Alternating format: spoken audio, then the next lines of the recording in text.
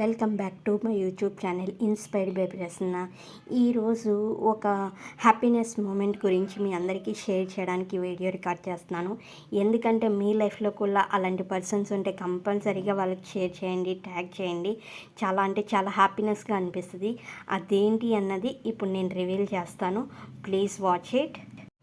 ఇక్కడ ఈ ఇమేజ్ చూస్తున్నారు కదా, ఈ ఇమేజ్ చూడగానే మీకు అర్థమైపోయింది అదేంటి అంటే ప్రసాదం గురించి చెప్తున్నారు అని చెప్పి.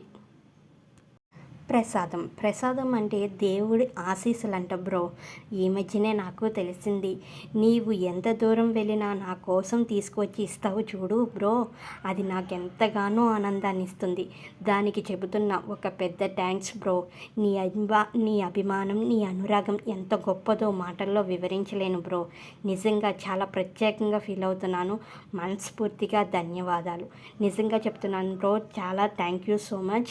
ఈ బ్రో ఎవరు కాదు, నాకు కంప్యూటర్ క్లాస్లో పరిచయమైన వ్యక్తి.